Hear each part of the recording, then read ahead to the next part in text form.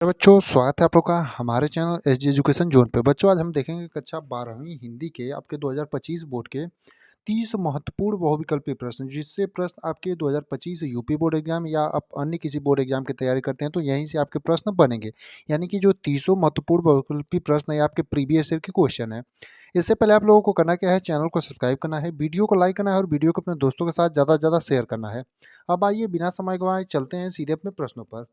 पहला प्रश्न है, बादल को घिरते देखा रचनाएं। यहाँ से आपके 10 नंबर के, आपको पता होगा कि 10 नंबर के आपके हिंदी गद्य साहित्य और पद्य साहित्य के इतिहास से क्वेश्चन आपके 12वीं में बनते हैं। तो ये 10 नंबरों को आप कैसे अपना बना सकते हैं, उसी से संबंधित ये सभी प्रश्न हैं।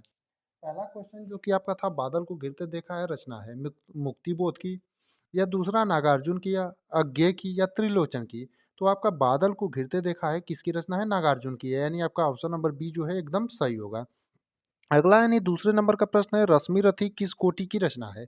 यानी जो रश्मि रथी है वो किस कोटि की रचना है आपकी, महाकाव्य, खंड काव्य, मुक्तक, या गद्य काव्य। तो रश्मि रथी आपका किस कोटि की रचना है, तो आपका खंड काव्य, यानी कि आपका ऑप्शन नंबर बी जो है एकदम सही होगा। ये जितने भी आपको 30 हम बहुविकल्पी प्रश्न कराएंगे, इसको आप लोगों को नोट करना है और अच्छे से एकदम तैयार करना है, क्योंकि यहाँ से आपके क्वेश्चन आपके यूपी बोर्ड एग्जाम 2025 में बनना ही बनना है। इससे पहले हमने केमिस्ट्री का भी आपको जो है न्यूमेरिक आपके बहुविकल्पी प्रश्न कराए हैं और फिजिक्स के भी कराए हैं, तो उसे भी आप लोग जा करके जरूर देखिएगा। तीसरा प्रश्न है, आचरण की सभ्यता निबंध के लेखक हैं। यानी आचरण की सभ्यता जो निबंध है उसके लेखक कौन है। रामचंद्र शुक्ल जी हैं, महावीर प्रसाद द्विवेदी जी हैं, सरदार पूर्ण सिंह जी हैं, या फिर संपूर्णानंद जी हैं। तो आपका जो आचरण की सभ्यता निबंध है उसके लेखक आपके कौन है, सरदार पूर्ण सिंह हैं, यानी कि आपका जो सही उत्तर होगा सरदार पूर्ण सिंह होगा। अगला यानी कि चौथे नंबर का जो हमारा प्रश्न है ये है कि उसने कहा था कहानी के लेखक हैं। यानी जो उसने कहा था ये कहानी है उसके लेखक कौन है, चंद्र जयशंकर प्रसाद, या फिर चंद्रधर शर्मा गुलेरी, या फिर भारतेंदु हरिश्चंद्र जी, या फिर महावीर प्रसाद द्विवेदी जी। तो आपका उसने कहा था जो कहानी है उसके लेखक आपके कौन है, तो चंद्रधर शर्मा गुलेरी जी, यानी आपका जो ऑप्शन नंबर बी है वो एकदम राइट होगा। अगला यानी पांचवें नंबर का जो प्रश्न है ये मोस्ट इंपॉर्टेंट क्वेश्चनों में से एक है। वैसे तो इंपॉर्टेंट इसमें सभी क्वेश्चन है, 30 जो हम बताएंगे, लेकिन एक आध क्वेश्चन ऐसे हैं जो लगभग हमेशा रिपीटेड रहे, यानी कि बार बार हर बार पूछे गए हैं। तो चिंतामणि निबंध संग्रह के लेखक कौन है। तो चिंतामणि जो निबंध संग्रह है उसके लेखक कौन है, आपके महावीर प्रसाद द्विवेदी जी हैं, रामचंद्र शुक्ल जी हैं, या फिर भारतेंदु हरिश्चंद्र जी हैं, या फिर हजारी प्रसाद द्विवेदी जी हैं। तो आपका जो चिंतामणि निबंध संग्रह है उसके लेखक आपके कौन है, रामचंद्र शुक्ल है, यानी आपका ऑप्शन नंबर बी जो है एकदम राइट होगा। अगला यानी छठे नंबर का प्रश्न है, कलम का सिपाही के रचनाकार हैं। यानी जो कलम का सिपाही है उसके रचनाकार कौन है आपके, प्रेमचंद हैं, अमृत राय है, यशपाल शर्मा है, या फिर जैनेन्द्र कुमार है। तो आपका कलम का जो सिपाही है उसके रचनाकार कौन है, प्रेमचंद। तो आपका जो सही उत्तर होगा अमृत राय होगा, यानी कि ऑप्शन नंबर बी एकदम सही होगा, यानी कलम का जो सिपाही है उसके रचनाकार कौन है, तो अमृत राय।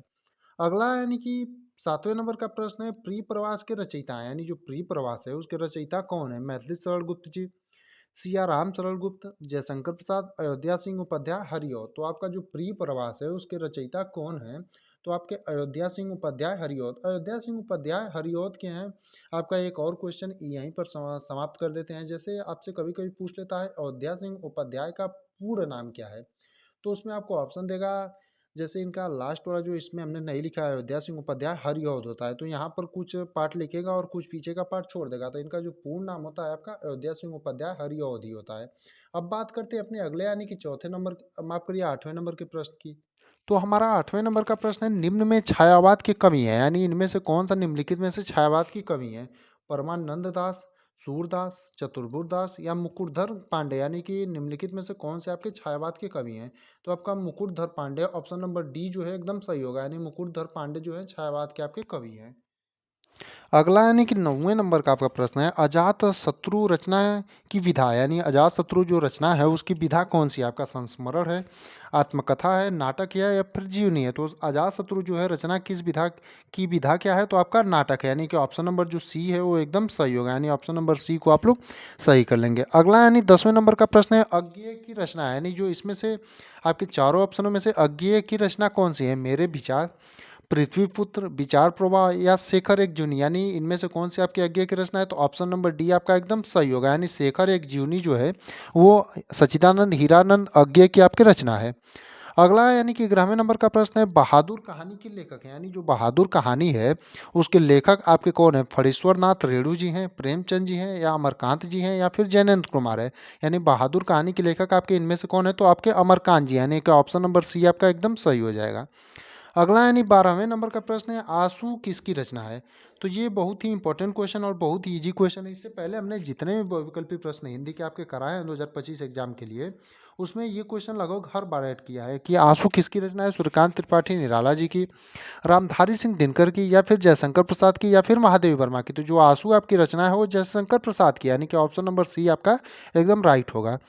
अगले प्रश्न की ओर चलते हैं, यानी कि आपका 13वें नंबर का प्रश्न जो है, बिहारी के रचनाओं का छंद है, यानी जो बिहारी जी हैं उनकी रचनाओं का छंद कौन सा है? ये क्वेश्चन जो है ये भी इंपॉर्टेंट क्वेश्चन है। समैया है, चौपाई है, कुंडलिया है या फिर दोहा है। यानी बिहारी की रचनाओं का छंद आपका कौन सा है? तो आपका ऑप्शन नंबर डी यानी कि दोहा होगा। यानी कि बिहारी जी जो है उनकी रचनाओं का आपका जो छंद है वो क्या है? दोहा है। अगला यानी 14वें नंबर का प्रश्न है, दूसरा सप्तक का प्रकाशन वर्ष है, यानी दूसरा तार सप्तक है उसका प्रकाशन वर्ष क्या है? सन 1940, सन 1943 या फिर सन 1960 या फिर सन 1951। तो जो दूसरा आपका तार सप्तक है उसका प्रकाशन वर्ष सन 1951 होगा। यानी कि ऑप्शन नंबर डी आपका एकदम सही है। अगर बात करें सन 1943 की, तो इस समय आपका जो है पहला तार सप्तक आया था, यानी पहले तार सप्तक का अगर प्रकाशन वर्ष पूछता तो आपका सन 1943 होता। अब चलते हैं अपने अगले क्वेश्चन की तरफ, यानी कि 15वें क्वेश्चन।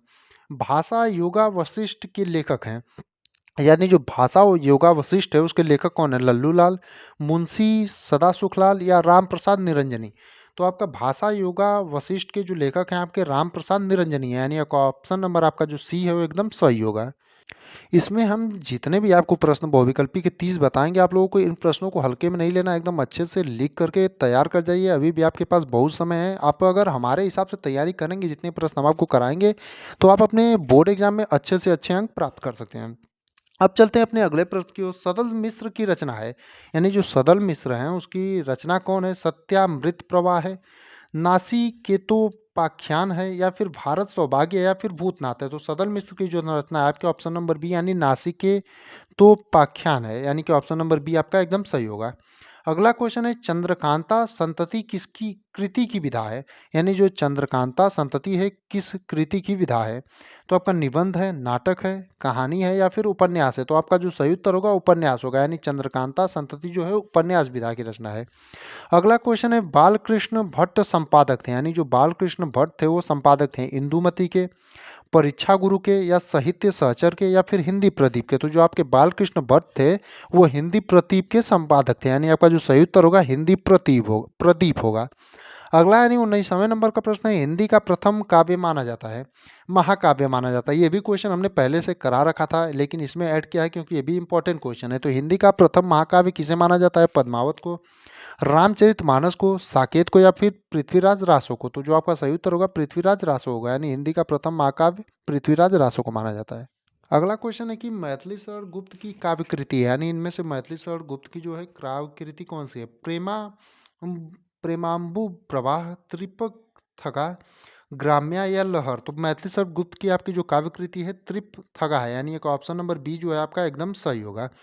अगला यानी 21वें नंबर का प्रश्न है, विचार और वितर्क के लेखक हैं, यानी जो विचार एवं वितर्क है उसके लेखक कौन है? जी सुंदर रेड्डी, महावीर प्रसाद द्विवेदी, हजारी प्रसाद द्विवेदी या राय कृष्ण दास। तो आपके विचार और विवर्तक के जो लेखक हैं आपके कौन है? हजारी प्रसाद द्विवेदी होंगे, यानी कि ऑप्शन नंबर सी आपका एकदम सही होगा। अगला क्वेश्चन है, नीड़ का निर्माण फिर सचुद्रा की विधा है, यानी नीड़ का निर्माण फिर जो है किस विधा की रचना है आपका? तो आत्मकथा विधा की रचना, यानी कि ऑप्शन नंबर ए जो है आपका एकदम सही होगा। अगला यानी कि 23वें नंबर का जो प्रश्न है, मैथिली शरण गुप्त की रचना है, यानी इनमें से कौन सी आपकी मैथिली शरण गुप्त की रचना है? आपका राम कलश है, सिद्धराज है, लहर है या फिर कामायनी है। तो आपको बता दें लहर और कामायनी जो है आपकी किसकी है? जयशंकर प्रसाद की रचना है। और आपका जो सिद्धराज इसमें होगा यही आपकी मैथिली शरण गुप्त की रचना है, यानी कि ऑप्शन नंबर बी आपका एकदम सही होगा।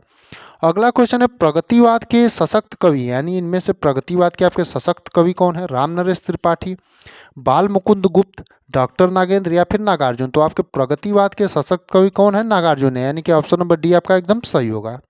अगला यानी 25वें नंबर का प्रश्न है, प्रताप नारायण मिश्र द्वारा संपादित पत्र का नाम है। यानी प्रताप नारायण जो मिश्र हैं उनके द्वारा संपादित पत्र का नाम है। हिंदी प्रदीप, मर्यादा, ब्राह्मण या सरस्वती। तो जो आपका सही उत्तर होगा ब्राह्मण होगा। यानी कि प्रताप नारायण मिश्र द्वारा संपादित पत्र का नाम ब्राह्मण है। यानी कि ऑप्शन नंबर सी आपका एकदम सही होगा। अब चलते हैं अपने अगले यानी कि 26वें नंबर के प्रश्न की ओर। तो अगला प्रश्न है, अशोक के फूल किस विधा की रचना है? कहानी है, निबंध है, संस्मरण लेखक है या फिर उपन्यास है? तो अशोक के जो फूल है वो किस विधा की रचना है? तो आपका निबंध है। यानी कि ऑप्शन नंबर बी आपका जो है एकदम सही होगा। अगला यानी 27वें नंबर का प्रश्न है, हिंदी साहित्य के आधुनिक काल की रचना है। यानी जो हिंदी साहित्य के आधुनिक काल की रचना इनमें से कौन सी है? पद्मावत है, चांद का मुंह टेढ़ा है, सूरसागर है या रामचंद्र का हाथ है? जो आपका सही उत्तर होगा ऑप्शन नंबर बी होगा। यानी हिंदी साहित्य के आधुनिक काल की रचना आपकी चांद का मुंह टेढ़ा है। अगला क्वेश्चन है, छायावत की प्रमुख विशेषता, यानी छायावत की प्रमुख विशेषता कौन सी है? युद्ध वर्णन है, भक्ति प्रधानता है, प्रकृति चित्रण है या फिर यथार्थ चित्रण है? तो आपका छायावत की जो प्रमुख विशेषता है आपका प्रकृति चित्रण है। यानी कि आपका ऑप्शन नंबर जो सी है एकदम सही होगा। अगला यानी 29वें नंबर का प्रश्न है कि रंगभूमि उपन्यास के लेखक हैं। यानी जो रंगभूमि उपन्यास है उसके लेखक कौन है? वृंदावन लाल वर्मा, जयशंकर प्रसाद, प्रेमचंद या फिर चतुरसेन शास्त्री। तो जो आपका सही उत्तर होगा प्रेमचंद होगा। अगला यानी कि 30वां और अंतिम प्रश्न है कि श्रद्धा भक्ति निबंध के लेखक हैं विद्यानिवास मिश्र, रामचंद्र शुक्ल, श्याम सुंदर दास या फिर गुलाब राय। तो श्रद्धा भक्ति निबंध के लेखक आपके कौन है? रामचंद्र शुक्ल है। यानी कि आपका जो सही उत्तर होगा रामचंद्र शुक्ल होगा। बाकी 20-30 जो हम बहुविकल्पी प्रश्न आपके लिए लाए थे उनको हमने आपको सॉल्व करा दिया है। बाकी इसी प्रकार के जो डेली वीडियो है आपको इसी चैनल पर मिलते रहेंगे, इसलिए आप लोग चैनल को सब्सक्राइब कर लीजिए। और इन जो भी प्रश्नों को हम आपको बता रहे हैं इन्हें गौर करिएगा और अच्छे से लिख करके आप लोग एकदम तैयार करिएगा। बाकी जिसको पीडीएफ इसका चाहिए आप लोग कमेंट में पीडीएफ सेंड करिए और हम एक आपको व्हाट्सएप चैनल का लिंक देंगे, वहाँ पर अटैच करिए। वहाँ पर हम पीडीएफ और जो इससे रिलेटेड और जानकारी होगी वहाँ पर बताएंगे आपको।